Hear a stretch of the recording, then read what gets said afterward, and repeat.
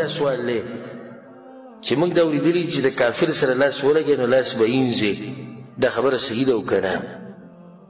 جواب د دې مسلې هغه دا دی چې د کافر سره لاس لګول دا نه لاس پلیتۍ او نه دې سره اودس ماتېږي اگر که دا د بعض علماو خبره ده خو دا کمزوري خبره د هغې وجه دا ده چې دا کم پلیتوالی چې الله په قرآن کې ذکر کړی دی انما المشرکون نجس چې مشرکان پلیت دي د هغې وجه دا ده چې د دوی پلیتوالی معنوي دی په زړه کې دننه پلیتوالی پروت دی د شرک او د کفر پلیتوالی دلته حسي پلیتوالی نه حسي مطلب جسم له پاسه نه دی پروت